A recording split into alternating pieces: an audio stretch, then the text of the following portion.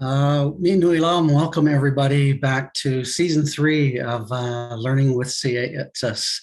This Learning with Syeyutsus series is part of Nanaimo Ladysmith Public Schools' efforts to implement their goal of truth and reconciliation, specifically around Call to Action 57 from the Truth and Reconciliation. We're partners again this year with UBC Press and our series of authors.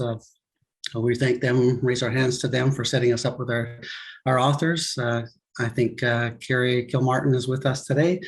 We also have Vancouver Island Regional Libraries. I want to say thanks so much to Vancouver Island Regional Libraries around your work to support bringing Indigenous knowledge to all of our participants on the island.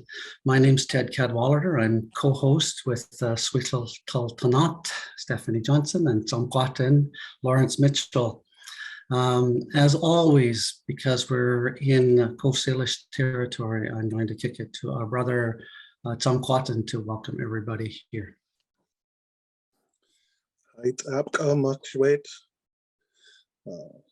Limu hiluk tanashqualawans quasiska keep at schwala matanaquail. I'd abgat quasiala what inamet. The sleekness see stuck the CM Joshua Angie. Teasel namet tatalet tamakshwet. Tanaquail hides abka CM Sia hides abka. Anta tat iwiat ana tanaquail hides abka.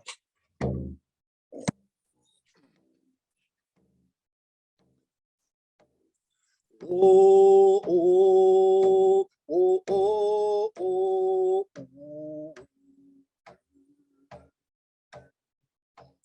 Oh, oh, oh, oh,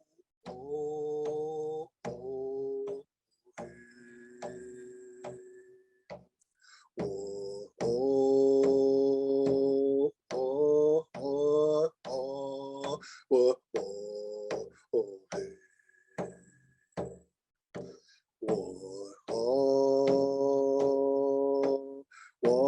oh, oh, oh,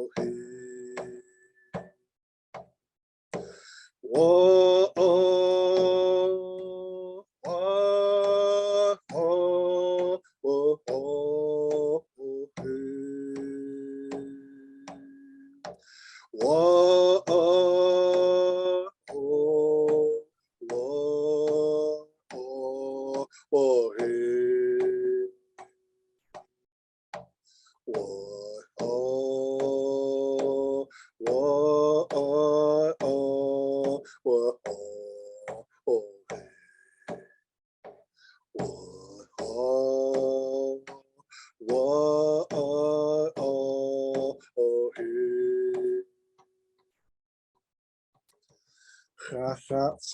Main Haichka to high all ice squeal a tana quail. Haichka kusmitali. Tihum teta watal eli nashwalakwa. Tatala to thema size a tana quail. Tihum amastal with the ice squallow and a tana quail. Tihum tweematal to eli nashwalakwa. T wiats an quasqua kikalis e kaki mastino. Ichwam slasha kan stochtat chwalmoch. Aichka quitstwa e atan atamoch atanaquel eat il maxwell. Nawashwam quams tanasalitst titasiam aichka. Oh, oh, oh, oh, oh.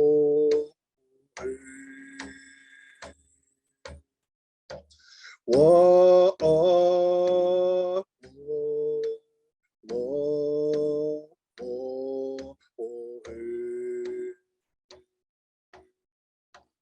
Whoa, oh, whoa, oh, oh, whoa, oh, hey.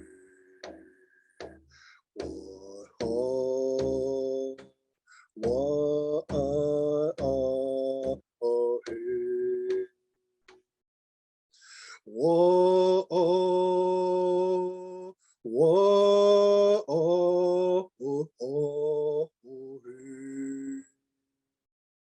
Whoa, oh, oh, whoa, oh, oh, hey.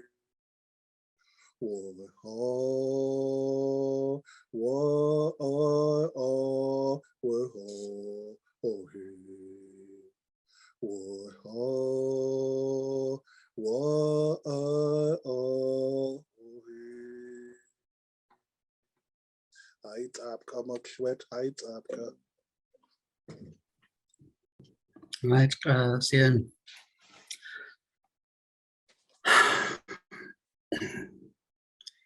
That's a great start to season 3. Thank you, Lawrence. I want to give a quick shout out also to Vancouver Island Regional Libraries, local Comox and Nanaimo. They're hosting live watch parties. And so wave to everybody there. It's my pleasure to start season 3 to introduce Josh Whitehead and Angie Abdou. Josh is Oji-Cree, Two-Spirit, Indigiqueer member of Peguis First Nation Treaty 1, author of best-selling novel Jonny Appleseed, and I know that some of you watching probably read Jonny Appleseed. It's longlisted for the Scotiabank Giller Prize, shortlisted for the Governor General's Literary Award, winner of Canada Reads. Holy cow, Josh. And I'm just halfway through this too. Winner of the Governor General's History Award for the Indigenous Arts and Stories Challenge in 2016, editor of Love After the End, an anthology of Two-Spirit and Indigiqueer speculative fiction. Next book coming up, Making Love with the Land. As I mentioned to Josh before we started the webinar today, that fits in beautifully with what we're trying to accomplish as part of this series. And I'm Ladysmith Public Schools starts with Syeyutsus policy framework that starts with the land and that love that we have with that land. Also today, Angie Abdou, author of 7 books and co-editor of Writing the Body in Motion, a critical anthology on Canadian sports literature. First novel, The Bone Cage, was a Canada Reads finalist. 2 memoirs on youth sport hit the Canada bestsellers list, and Angie is associate professor of creative writing at Athabasca University.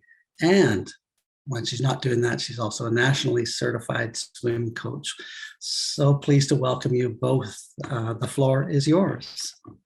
Thank you. So I'm going to start first by just telling people a little bit about how this book originated, and then Josh and I are going to have a conversation similar to the one in the book, but not the same. And so Josh was the writer in residence where I work at Athabasca University, and Athabasca University Press has started doing once a year a short book based on a talk by the writer in residence. And so we were keen to have Josh contribute to that series. A thing that's happening right now, and Josh can correct me if I have this wrong, but my interpretation is that Indigenous voices are very in demand. We all want to hear Indigenous perspectives, Indigenous thoughts. We want to be exposed to Indigenous art. But what's happening is that the best writers in the country, the best Indigenous writers, they're so in demand. I imagine it must be very overwhelming. I look at Josh's publication schedule and his tour schedule and his teaching schedule, and it just looks like too much for one person. So rather than expect him to write a whole book for this series, I said, what about if we do a conversation? So you and I will have a conversation, which was, I mean, so fun. We just talked for 2 hours on Zoom, just like blah, blah, blah, blah, blah. And then I transcribed the best parts of that. We went back and forth till we had it in shape that we thought was book worthy.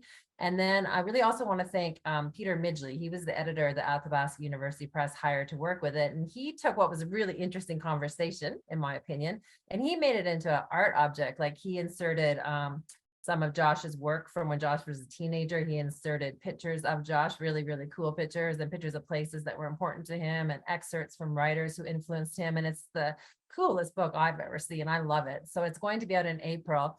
And so I was joking today that we had a conversation that turned into a book, and today we're going to have a conversation about the book about the conversation. So thanks, Josh. You're stuck with me. Do you have anything to add about the kind of process? Oh, and I also want to say congratulations, because Making Love with the Land is out and a bestseller already. Yeah, it's been a wild time, as you're saying. We're teaching, touring. I have a new little nephew in my life. So it's been an absolute avalanche, a hurricane of the most to the 10th degree, but it's all been warm winds. And thankfully this year I'm teaching another course at the University of Calgary for the International Indigenous Studies. And it's my first repeat course, so nothing is brand new, thankfully. So it promises to be much easier. And because I'm a Capricorn, my birthday's tomorrow, actually. Oh, happy birthday. Thank you. Yeah, like my computer's reminding me that I'm turning 34. And I was like, well, in like Indian time or Indigenous time, I think I'm still a youth. So I'm holding on to that. And because I'm a Capricorn, I'm a glutton for punishment. So I'm working on my next novel in 2023. So it just never ends, apparently.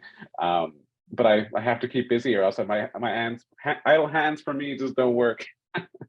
Teaching in those first years is so hard, and you have to invent everything from scratch. You can barely keep your head above water. And then, like you say, you start to get some repeats, and it changes quite a bit. Most definitely. Yeah, since this book is a lot about your relationship with storytelling as a consumer of stories and as a producer of stories, and since that relationship started when you were very young, I wonder if you would mind starting by just describing what you were like as a child. Yeah, I feel like this is a very Indigenous way. Like, let me tell you a story, but I got to tell you 9 stories that precede me even being born. So it all began 1492. No, I'm just kidding. Yeah, like I grew up in Treaty 1 territory in Selkirk, Manitoba, which is just outside of Winnipeg, Manitoba. If you visited, I'm sure you've seen our gigantic catfish mural. That is Chuck the Catfish, for the catfish capital. And so it's about just outside of Winnipeg. It's about 2 hours from my home reservation, which is Peguis, as was noted. So I grew up primarily in Selkirk, and then would spend my summers in Peguis. And we grew up like quite poor. So I come from a father who's a 60 scoop survivor, whose mother is part of the MMIWG2S, as well on my mother's side, coming out of day schools as well. So there was a lot of things, I think, going on as a child, at least with both my parents and their healing journeys. So we grew up pretty poor. We grew up in the housing projects until, I don't think my parents got an actual home until we were 19, 20. And so, yeah, we grew up in this very segregated town. If you've been to Winnipeg and you've seen the north end, Kent Monkman has popularized this in his work in paintings, as a Two-Spirit Cree painter. There's very much a segregated line, and Selkirk was very much not different at all.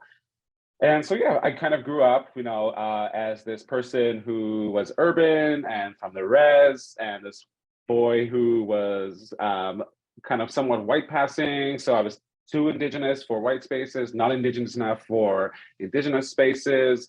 I was also very much I came in when I was 20. I don't know how my parents didn't know I was Two-Spirit before. Like, I was literally in my parents' living room putting on Michael Jackson dance shows, pretending to be Sailor Jupiter from Sailor Moon. But yeah, I was very much a queer kid. I was very much an outcast in that sense too. So I was also in between all of these worlds at this time. And my one refuge, because we didn't have access to a lot of, money or entertainment or recreation in that sense beyond, playing with garter snakes on a reservation and looking for Bigfoot in the wee hours of the night on the res, were libraries, really. So yeah, I would frequent libraries almost every day. I would spend my weekends there. There's a small little library in Selkirk, which is just a godsend to me. They've upgraded now, but I'm still nostalgic for the old kind of rundown, dirty carpet library that it used to be. And yeah, I was just I would have this library card and I would come home with this huge stack of books. And my parents were like, "You're never going to read all those." And of course I did. But yeah, I was really gravitated towards, in my early years, at least from, I would say, my adolescence and teenagehood, into science fiction, fantasy. So as we talked about in the book, I was very drawn to Ursula Le Guin. The Left Hand of Darkness is probably one of my favorite Le Guin books. And these books, like, it was escapism. And this is what I think video games do now for youth as well, as much as I am a gamer myself. But it was escapism. And it was a way to kind of, remove yourself from this kind of physical body that we have and place yourself into the kind of fantastical worlds of these stories. And it's in these stories that I really learned about myself, at least from a queer perspective. But, then I also started to delve into books And, at this time, like, the education systems, the only kind of Indigenous books we read were, In Search of April Raintree, Half Breed by Maria Campbell. And they are very, very important stories, but they were quite, they were kind of like the beginning waves, I would say, of Indigenous literature on this place we call Turtle Island. And we're detailing trauma in residential schools, and kind of the very first, not the very first, but the kind of first ways of putting language to intergenerational trauma and colonial trauma. And so obviously they're filled with a lot of hurt and pain. And so yeah, that was the very first few little books that I have, and I kind of did searching on my own, and I came across, so Le Guin was a big kind of pillar. And then the next one was Toni Morrison. I read Beloved, which is still one of my favorite books. I cannot recommend it enough. Which is a Southern Gothic about someone coming out of the slave trade of the U.S. As a Black woman, and kind of navigating intergenerational trauma in that sense. So I was learning from all of these books about queerness and about identity. This was a kind of a Black experience, but for me it was a way to think about intergenerational trauma. And then the next one that came was Thompson Highway, a Cree writer out of Manitoba, and Kiss of the Fur Queen, which radically changed me. The books that we've read in schooling at the time, and I'm starting to get into like the beginning of university. They're very, they're much canonic. They're the books that we're all familiar with, like Milton or Shakespeare, or reading Lord of the Flies, et cetera, et cetera. The Outsiders, I know, is still very popular in education systems. And yeah, you kind of just learn, you're kind of taught. And I think this is a mandate of, of education, and, kind of how education becomes a tool that perpetuates colonialism, that perpetuates heteronormativity and heteropatriarchy, is that you're taught to know that the great capital L of literature is just these books written by these heterosexual cisgendered white men, and you think that's the epitome of writing, and it's folks like Toni Morrison and then Thompson Highway who really taught me that our lived experiences, as people with intersectional identities, myself as Indigenous, rural, poor, queer, femme, like all of these can coalesce in a book that is, a story worth telling, a story worth hearing, a story worth knowing, and a story worth publishing. So I very much owe a lot of, actually, I don't like to use that word owe.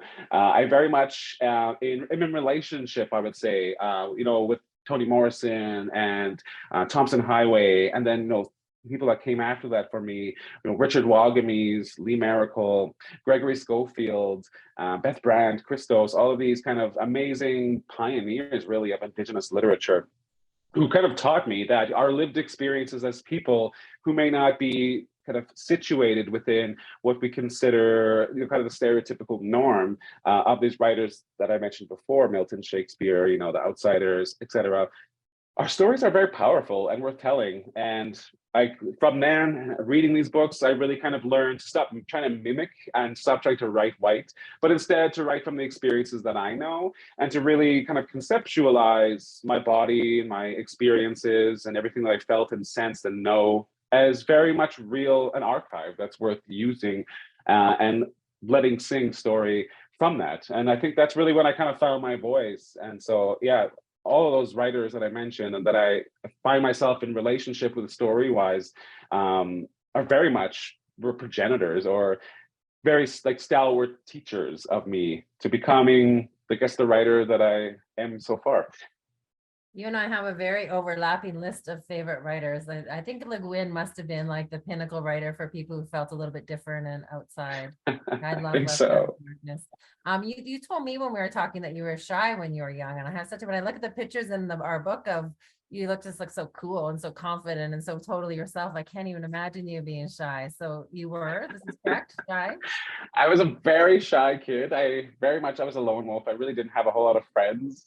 And I think that, that's just kind of the instances and the situations we found ourselves in as a family, with all of the kind of perhaps boundaries that were placed in front of us, but very shy. I very much didn't like to talk in class. I was very much overweight and fat as a kid, which I take pride in. I've been reclaiming fat as a word that I attribute to myself.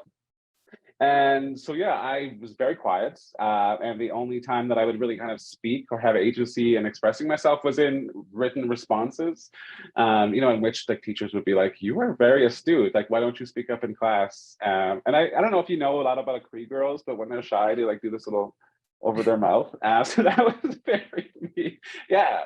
And then when I was in a kind of, I would guess, entering my writing kind of career, I suppose, it was really the downtown core of Winnipeg that taught me kind of confidence in voice and confidence in stage presence. I think Winnipeg is primarily, as kind of the central hub of trade for Indigenous peoples across Turtle Island, and was the birthplace of post-contact nations like the Oji-Cree and the homeland of the Métis. It's a space of extreme and beautiful creative collaboration. So, I'd be doing kind of, improv poetry and spoken word on these stages, with jazz musicians, Black jazz musicians, and queer and trans artists. And it was always collaborative, and it was always a space that, made it safe, but also allowed expression in any form that you wanted to do. So I think I kind of found my confidence there. And then I kind of just had to maybe like fake it till I made it in terms of having any type of presence on stage. I'm a very anxiety prone person. So yeah, I would be on these stages, I kind of like have to like hide the paper, which would be shaking a little bit. I think, but over the years, I've just kind of honed that, I kind of just like honed the ability, I suppose, to be on the stage. And I think that came from a realization that, as a writer, such as ourselves, and, for me, I really classify myself not as a novelist or a poet or an essayist or an academic, but in the kind of nehiyaw or nehiyawian sense of just a pachimo. So in Cree, it's a storyteller, which houses all of these things. But it's so much more than, I don't particularly think I like own my stories. I think I'm in relationship with them too. And so like the stage became a fundamental part of a writing practice for me too, a storytelling practice, because this was bringing back orality to these stories and, breathing life back into them as they ought to have been, and, reanimating and reviving them. And so the stage was just as fundamental to me, the kind of the Zoom stage, the literary stage, the kind of metaphorical stage too, in that I could place myself on that and allow others to hear me, really, specifically Indigenous youth, Indigenous women, and anyone who resonated with these stories, to see myself on that stage and kind of know fundamentally that these stories matter and they're important, and their stories that they need to tell are also equally as important. So the stage, I think, is just as important, sometimes if not more important, than the spine and the kind of cover of a book, right? Yeah, I agree. I love the fake it till you make it. That's what I always tell my teen swimmers. They're so anxious, and I say, get behind the blocks, hold your head up, get your shoulders back, and just until you make it. Right? Get up on those blocks. Precisely. But it so applies to so much of life. I want to ask you more about your own particular storytelling, but first I just wanted to jump back a bit. You mentioned Maria Campbell, Half-Breed, as being one of the first books you read in school that was Indigenous. And you said what Le Guin did for you as a writer, and you said what Toni Morrison did for you as a writer. I'd love to hear more of your response to first reading Maria Campbell and what that meant to you. Yeah, I think Half-Breed, it's so interesting. Half-Breed is a book. And the kind of the legacy of Maria Campbell in this country, as a Métis writer, in that it was originally published as fiction, even though it's a book, it's a memoir, it's nonfiction, because the publishing industry at this time thought stories of police violence from the RCMP and SA or sexual assault were too much for readers to know, which basically they meant that it was too much to inundate themselves as perpetuators of this colonial violence towards Indigenous women. And so they published it as nonfiction, and they actually censored and edited a lot out. And if you have purchased the most recent re-edition or republication of Maria Campbell's Half-Breed, it has everything that's been censored and removed, put back in, and is relabeled as nonfiction or memoir, as it rightfully ought to have been. It's an archive, it's a document. It's in that sense, it's completely capturing the historicity of colonial and police violence against Indigenous peoples, primarily our women. Specifically in rural spaces that are being inundated, with resource extraction, which bring in, loggers and miners and oil workers, which creates this very, very intensely violent space for Indigenous peoples when they're kind of surrounded by these workers. And so I think it's fundamentally important that it's been kind of reestablished and republished. But to kind of go back to myself reading it, it was actually very fundamental to myself because as someone from Treaty 1 territory, who's First Nations, not Métis, the kind of the general story that I think was being told and still is told in a lot of kind of our history textbooks, our history classes, our social studies, and then also just in conversations we tell each other, is specifically in Treaty 1. But I think as a nation too, that Louis Riel quote was a traitor, and so that was a story that I was very much told as a way to kind of divide First Nations and Métis as Indigenous families. And so Half-Breed was very important for me to kind of undo, unwind, and kind of break apart this narrative that the nation state that is Canada has told us of Louis Riel as a traitor to the nation state, and so be it, he is, and I love that. It's bad. So I don't know if I can swear on this. That's badass. As the Métis are one of the first people to actively resist. One of the first nations to actively resist, colonial forces in this country, and I think that should be celebrated and known. So Half-Breed was really fundamental and important to me in that kind of political historical sense, and then just the writing itself. I didn't fully understand the complexity of it at that age, but having returned to it, every couple of years, it's just direct, and I don't want to say it's direct. It's very to the point, but it also has these deep pits that you fall into, which I think is very kind of indicative of oral storytelling. You're telling a story, and then a little click happens. You fall into this pit of 3 other stories have to be told until you can jump into the next part of that plot. And it's not linear, it's cyclical, which is again a very, I would say, Indigenous way of storytelling. And so looking back now, I think I started to learn those kind of stylistic cues from Maria Campbell, and then also kind of perhaps unconsciously knowing at that time, but now consciously knowing, that stories are the most fundamental part of a living document or archive that we have, in Turtle Island or on Turtle Island, and that actively dismantles colonial historical narratives. So yeah, I was learning to be, I guess, to politicize my stories, not to kind of be, not to kind of be didactic or to beat you over the head of historical facts and you check them off, but just living as Indigenous peoples and living as Two-Spirit peoples is a political act itself. Is being here is political. I can never really kind of escape the realm of the politic. So to kind of imbue that into my stories and to kind of to stylize it in an Indigenous sense, on the level of narrative and page, was, I think, what I owe Maria. It's so important that book was republished as nonfiction and uncensored. It's such an important part of history in this place that finally happened the way it should have happened in the first place.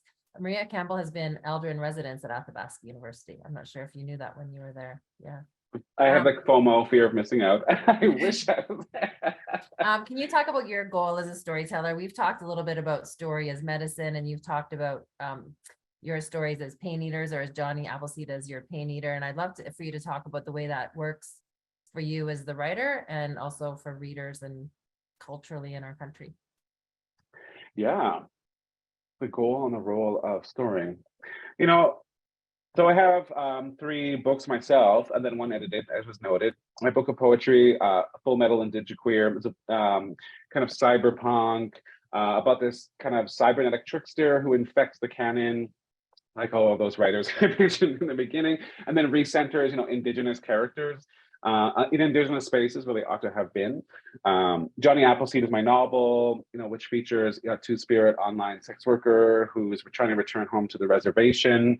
And that's the plot, but it's really not about that. It's really kind of just like general experiences of Two-Spirit youth in Treaty 1.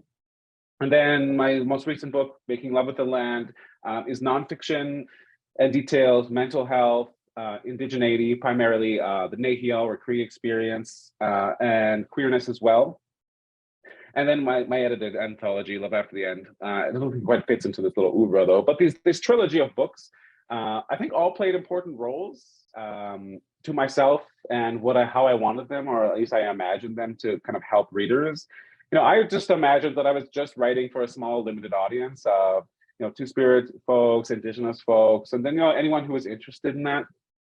So I thought, I'm going to have a limited print run, maybe 1 to 2,000, we'll buy it, and that'll be it.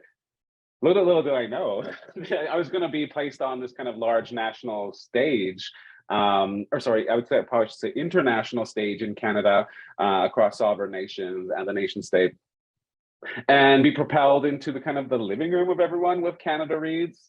And so, I would be getting these messages from, grandmothers, and people who I just did not think would be reading this book, expressing how much they love the story of Jonny and his kukum. And, people just from the intersections I never thought this book would reach. And so I thought it was so personal. It was so zoomed in on kind of the, Two-Spirit experience that it wouldn't really have any resonance with anyone beyond that identity. And I think what I've come to learn, as a thinker and as a writer and as a storier, is that that's actually probably the most powerful way to kind of craft a story. Is I'm not trying to sit down and write this autonomous and didactic book about the Two-Spirit experience, and I'm going to hit all these check marks, so it hits every single expectation of this book. Rather, I really kind of think of my body, this physical body that I have, in an Indigenous, and I can speak for a Cree sense here, is that it's always in relation with all bodies, bodies of water, bodies of land, the non-human, the winged, the four-legged, the aquatic, the fungi. And then more specifically too, it's also in relation to bodies of text, like this book here. And so I kind of think like we're umbilically attached at all times. And in that sense, we're regurgitant. Like the book feeds me, I feed the book. It becomes cyclical in the sense in that I can expunge trauma and pain and joy and heartbreak and new love into these books. And I'm gifted something back at the same time. I'm able to kind of put pain physically down and away, right? So in that sense, I guess what I hope that my stories are doing is in this kind of, I would say, umbilical connection that I think I have with all of my books, and to really hone in on kind of the minuscule, the small, or the minute, or something that seems so focused personally, I think is the most expansive way that you can reach audience, and that you can reach new readers, and that you can expand minds, and help to decolonize, and help to queer, and help to kind of educate really readers from across different intersections, Indigenous and non-Indigenous, right? I still think there's a lot that I need to teach Indigenous folks about myself and about the Two-Spirit experience.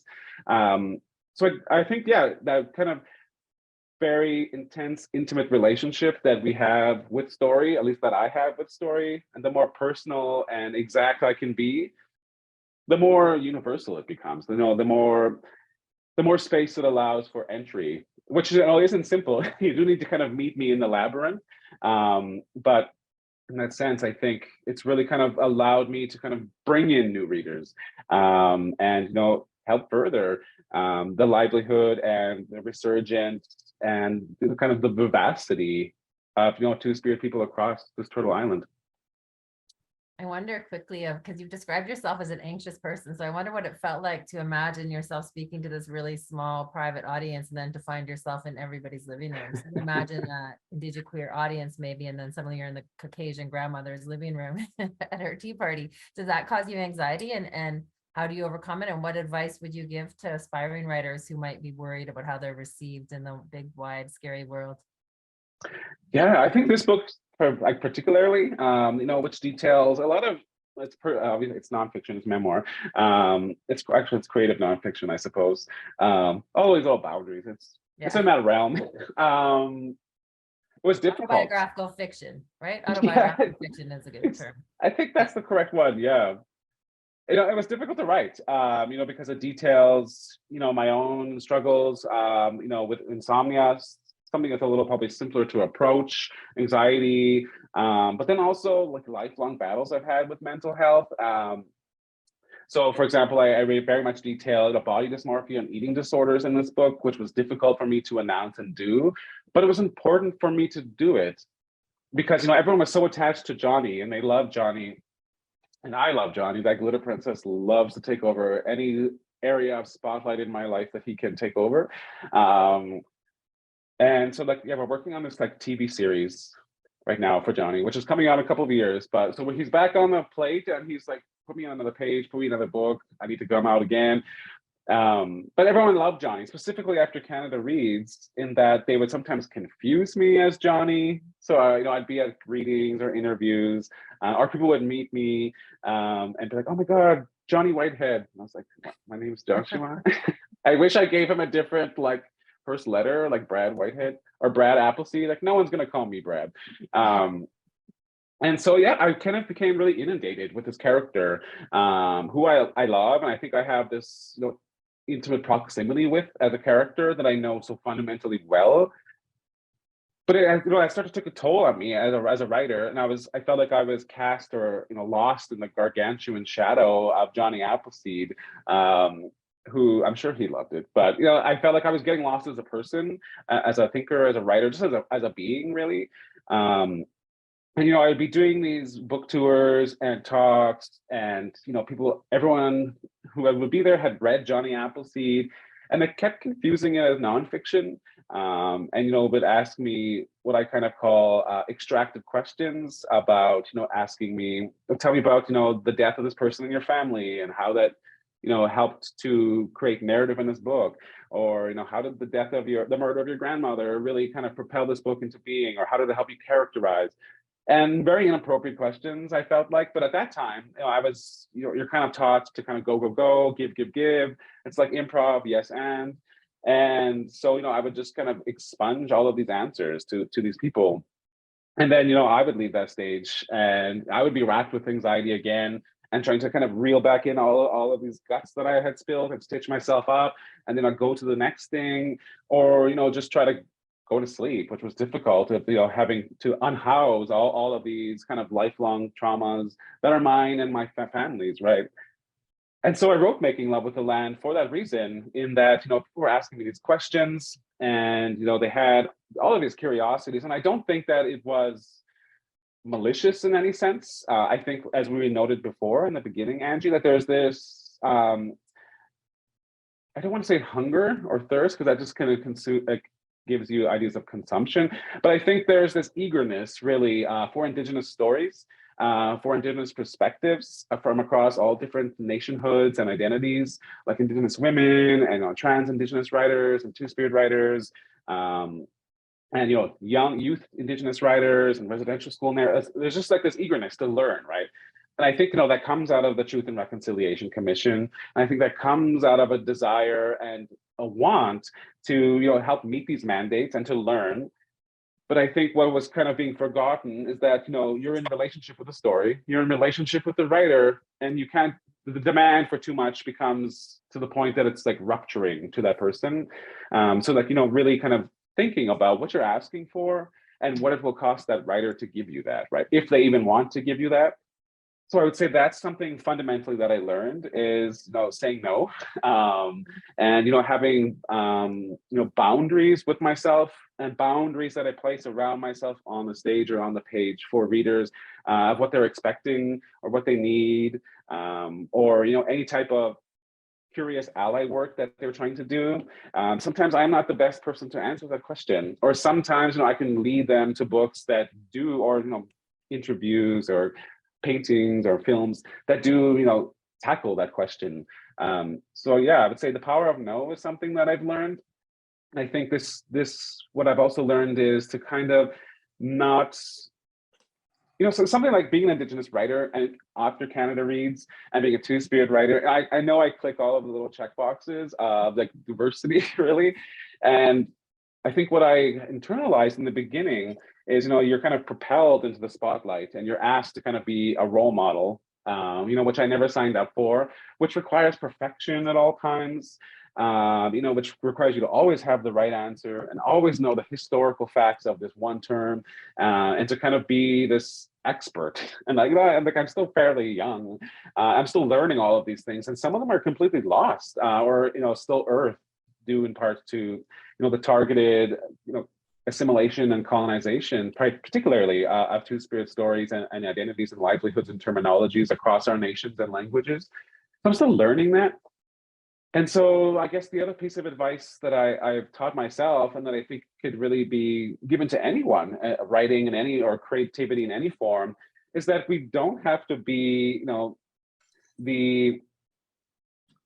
we don't have to be the end all answer for everything. And we don't have to kind of place all of this weight and all of this expectation and all these responsibilities to uphold entire communities and intersectional communities, and again, more so allyship work, right, and answering calls for TRC or decolonization, or in other instances answering calls for thinking through and unworking anti-Blackness or transphobia. We do that in the everyday, and so I think I place so much pressure on myself to kind of be that kind of perfect, exemplary, stalwart vision of what I wanted, which is what I want to be, but of trying to be that in everything and all things for everyone. And I think that's just the expectation that you have, or that's maybe you place upon yourself, or that's also placed upon you when you have intersectional identities that don't meet the kind of status quo norm, really. So the power of no, the power to be a person first, a writer second, of not having to be that exemplary kind of statuesque perfect answer to everything. And really, I guess the last little bit that I have learned is, I think as writers or storytellers, we're very good at archiving all the time, and note-taking mentally or physically. So I would say, maybe which kind of just bridges from the second one, to be a person first and a writer second, or a creator second, in that, I found myself having conversations, with loved ones, or in moments of argumentation, or in moments of kind of profound love, or what have you, right? I found that I was always documenting first of what's happening for the sake of narrative, rather than enjoying the actual moment itself.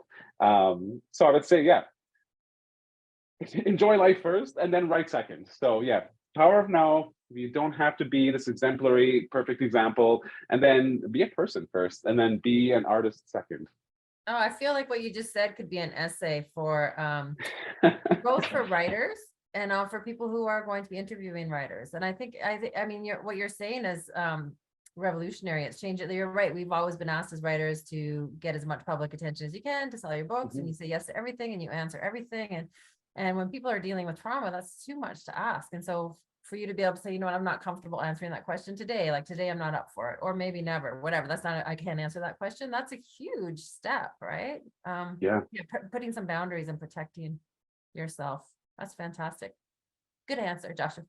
I'm going to talk about translation. You and I talked a lot about translation, and we talked about, I remember you talking a little bit about Two-Spirit and how that's hard to translate into any, to explain what it means in a different way. And you talked about the word witness, and you talked about how you have, in your book, Jonny Appleseed, you have Cree and also Anishinaabe, and you have different phrases that you don't try to translate. Can you explain why you leave them as they are and what you're doing there? Yeah, so I think you can kind of track in each of my books my journey of relearning the languages. Nehiyaw and Anishinaabe, and are my main two, I would say, native or mother tongues, which I am relearning, that I've been kind of taken a lot from my family, specifically after my great grandmothers have passed, and kind of the great matriarchs in the family have kind of left us, and that the language left with them. And so Full Metal has a wee little bit. Jonny has round dance songs and songs for the four directions in it, as well as does utilize a little bit of Cree and Anishinaabe. And then Making Love with the Land has quite a bit more. There's a whole section in which there are no pronouns or no mentions of body or body parts. It's all in syllabic, which is perhaps the kind of the written language of Cree. And it was important for me to do that because one, I'm like reclaiming and revitalizing language for myself. And, there's always something that's really profound. When you're like reading a book as a language learner, specifically one that you're reclaiming.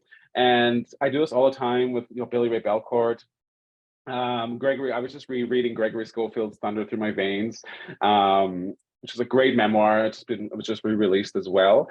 And you see a word which is in your mother language, and you're like, I know that word, and it just like clicks all of this like dopamine in your head, and it's like euphoric. And I think it's like one of the most beautiful feelings of being held, both by community, both by the language, but also ancestrally, of just like knowing that word. And I still struggle quite a bit, with pronunciation, as I don't often have a whole lot of practice, with oral conversation with Cree people. And so, I try. It's difficult here because there's not a whole lot of kind of Algonquin language families here in the Blackfoot Confederacy. But when I go home, I definitely try to, have these conversations. And there's something I learned from, Anishinaabe Portuguese writer Cody Caetano, whose book Half Bats in White Regalia, again, which I cannot recommend enough. In his acknowledgements, there's a line that he has from one of his elders, and he was a protege of Lee Maracle, the late Lee Maracle. And one of his elders, he's having a conversation saying, I'm having a difficult time, writing, and pronouncing. No, I can't even talk English. Yeah. I think I'm in like the other language realm. Pronouncing Anishinaabe Moan, right, which is the kind of Algonquin Ojibwe language. And his elder says to him, I'd rather you speak the language bastardized than not speak it at all. And I think sometimes that's what I try to remember, because I think oftentimes I shame myself, or sometimes I'm even shamed by language gatekeepers in my community and in the larger kind of, dialects of nehiyaw or Cree, of not pronouncing things right. I think that's so detrimental to language learners. So that was an important reminder for me. And like, I'm very happy to be corrected, but not to be ridiculed for learning. So I think in the books, what I'm trying to do is show myself that I can be a storyer in my languages as well. I think I have mastery over English at this point in my life. And, I try to craft this hybrid space really for myself and for others, in that others can see that and have that euphoric experience of like, I know that word, it's gitagitin, it means I love you, or tapwe, true, right? Or giam, let it go, let it be. And I hope that like sparks interest, and I hope that sparks, empowerment for any reader of these languages to see themselves, know themselves, and also begin that language journey, which I began quite late in my life. And as well, for me, it's like play. It's fun to kind of, language fails me all the time. It's so simple, like A equals A. And it's so gendered, like, like English and French, everything, a table can be gendered, which in Cree, we don't have genders. And in Cree, one word can mean a multitude of things. It has this large web of meaning, rather than English is just very linear and straightforward. Wood is wood, versus in Cree, mystique means branch or wood, but then it also branches off into head and thoughts and dreams, just with the kind of its prefixes. And so I love that when I find myself at the metaphorical cliff edge of trying to kind of, narrate an experience or a scene or a sense or a conversation, which I often kind of come up against that cliff edge. I think like I maybe perhaps allow myself to kind of glide using Cree into new meanings and into new ways of expression. And that to me is the most beautiful, fun, playful way of becoming, a stronger writer for myself. Is like hybridizing the languages and cracking open English and then putting in these Cree terminologies, sewing them in, stitching them in, so that a noun such as body can be so expansive that it means a multitude of things. And I have control as the writer of showing you the pathways I've taken to get to that signifier, right, or that meaning. So I have a lot of fun with that. Good. Yeah, and I think when writing is playful and fun for the writer, it shows for the reader. My brain, though, is jumping back to your last answer, and I was thinking a thing that I think has happened in the eagerness to learn about Indigenous cultures is often when we ask an Indigenous writer to answer a question, we act as if we're asking them to speak, not even like, I'm asking you not just to speak for all Cree people, but for all Indigenous people. And so for you to remind me, I'm answering this question as Josh. That's who I'm answering this question. I can't speak for all Cree people or all Indigenous people, and it's a ridiculous expectation. That's such an important reminder. So I have time for one or two more questions, and so we're going to not have you read from Making Love with the Land, but I encourage everybody, it's in the stores, but I encourage everybody to run out and buy it and read it. And we'll save this time just for the conversation. And but people can also find other events that you're doing for Making Love with the Land right now. But I wanted to ask you about place in your storytelling. I feel like place plays such an important role. And in the book, we have some really cool images of places that are important to you. So could you talk about a place that's most predominant in making you who you are, and then how that plays out in your stories? Yeah. I mean, let me just trying to think. I think for the work of genre, such as speculative fiction, horror, which I love. If you ever visit me, like we'll probably end up watching like 3 horror films and eating up so much popcorn because I love horror. And I'm very drawn to those as forms of genre, as horror, speculative fiction, because I think they offer us, ways of thinking about futurity and history. Like we all know, every horror film is built on an Indian burial ground, and so like we're thinking of time and interesting in all these intersections, right? Like that haunted house is historical because it's built on that. It's built on this burial ground, it has spirits and ancestors, and then you're in this interplay, like this is the house in between. And then it also has a future realm because those ghosts are going to outlive you, outsurvive you, right? And so all forms of time interconnect. And I think genre does that beautifully, horror and speculative fiction particularly. And so I'm very drawn to Peguis First Nation, my own home res. And if there's Indigenous peoples in this room, I know that probably like 4 star people stories, which we might call alien stories. And your auntie's seen Bigfoot, and this person over here, came across a UFO, and an alien came into your grandmother's room. And so there's all these stories of what we might consider horror, right? But are very much a part of, Indigenous epistemologies or Indigenous ways of being, that we have star people stories, that we have stories of little people, that we have stories of Wendigo and Rougarou, and we have stories of Nanabush, et cetera, right? That's why I say like genre kind of fails that because they're not horror, but they can be horrific, and they can be scary, and sometimes they're moralistic in that sense. And so Peguis for me is like full of this kind of wild fascination, and it's kind of wildly spiritual realm if you're open to thinking and exploring and knowing that. And I think I always kind of draw a lot of sensorial elements from being in that space. Like for example, my uncle and I, when we were like kind of I was a teenager, an adolescent, maybe like 14 to 16, we would go out at midnight, 1 a.m, and walk through the bush in Peguis, and I was terrified of just the res dogs.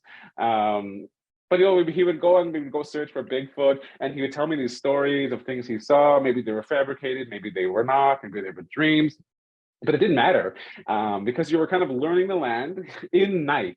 So it was sensorial based, and it was really kind of kinship and relationship based because you kind of know the footsteps.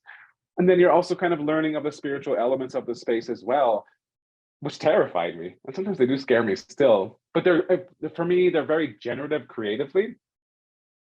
And then another place I think there's a couple, and Making Love with the Land is full of these. The Nanaimo is one of the spaces. But if you've ever been to Calgary, there's a Dover Hills in Calgary. So they're very high up, and kind of the rest of the city kind of falls into this valley. And so I lived there for 2.5, 3 years on the hills, and it overlooks the entire city. And on the bottom is the Bow River, and the Elbow River is intersecting over here. And then you have the mountain as the backsplash. And then you have the skyline of the city over here, and then just vastness. And I think this is why I love the prairie so much. Maybe why you folks love the coast as well, is the vastness of the prairie, which is oceanic, and it just goes on and on and on. And so it really humbles you to kind of think about one's place in the world. But it also became a space of mourning and transformation for me. So the Dover Hills, I would go there to contemplate, and I would go barefoot and, just let my feet rub through thistle and grass, and remind myself that I was in relations with all things around me. I was in relationship with, a river tongues and birdsong and wind breath, and, grass kin at the same time. So it really became a medicinal space for me, those hills. So one is completely generative, and then one was a space perhaps of the land being like, expunge here and I'll take it from you. I want to ask a very short question, then we'll go to a Q&A, but I think it wouldn't be fair, wouldn't be representative of your work to not ask this question. I want you to talk a little bit about the role of sex and sexuality in your storytelling, because you're so open and honest. So I want to know both where you found the courage to be so open about something so personal, and where what models, what are the models for the way you talk about sex and sexuality in your work, in your storytelling? Yeah, I mean, I think I'm just honest. Sex and sexuality, they are messy identity categories. The acts of them are messy, and like specifically what's happening right now in the political climate, specifically in the US, around like drag queens reading books to children, and then the kind of the right-wing conservatives thinking that this is like child grooming, and it's pedophilia. And so there's like a lot of violence happening right now in the US around visible queerness, and where queerness intersects with non-queerness, or I guess children at this point. And I think like, they're talking about grooming, and then meanwhile there are on parades of military, these children with their fathers and our mothers. And they talk about grooming, and like, we've all grown up in the spaces. We're very much inundated and we're bombarded consistently by sexualizing children. Not in a way that is perverse, but I just had this conversation with my sister not too long ago, my brother-in-law, of my nephew, who's 7 months, and I'm buying him T-shirts that say "Future Heartbreaker," or cutest little boyfriend, or looking for a girl. It's like weird things like this, which are so normalized, I think, here, at least in North America, to kind of, I would say, heterosexuality and heteropatriarchy do groom children in a way that's just so normalized. They groom them to become heterosexual, and they groom them for straightness, right? And so I think with me, what I wanted to do is, I never saw healthy representations of queer sex, or queer sexuality, or queer lives, or queer being, or queer spaces in my life. And, I have been in these spaces, as a person. And so when it came to writing specifically Jonny Appleseed, I wanted to be true to the experience of what queer love and queer sex, and queer breakups, and queer hate sometimes, and queer joy looks like, right? And it's just as complex as its counterpart, and it's just as messy. It's just as fluid as well as I'd say, but it's just as erotic. It's just as sensual. It's just as loving. It's just as caring, right?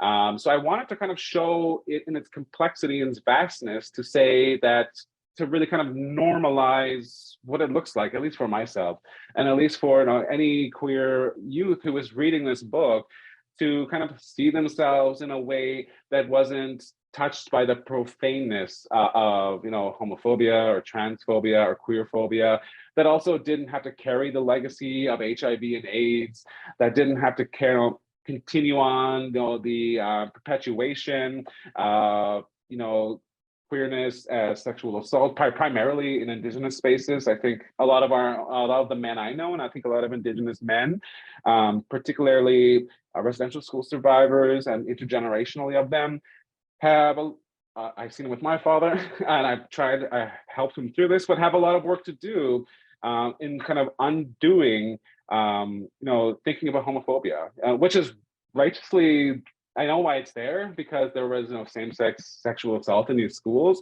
but there's still work that needs to be undone. So I'm doing it for queer communities, and I'm doing it for Indigenous communities, and I want Indigiqueer youth to see themselves not only as pained, but also as triumphant and sexy and vivacious and loving, really, and having the ability to be loved too.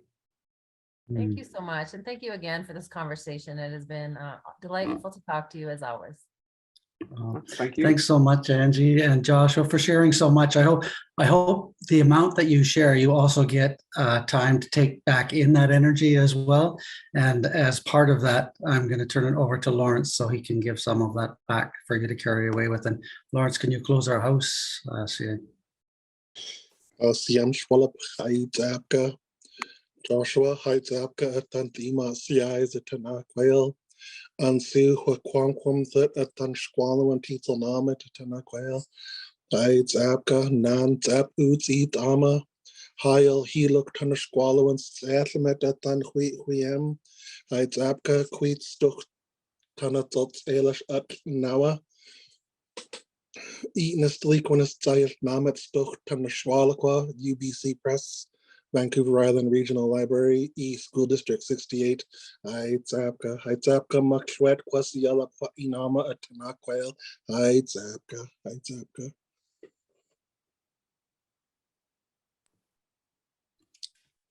Thank you for everybody. We'll see you next time, and safe travels to you both. Loved having you. Thank Stay you. with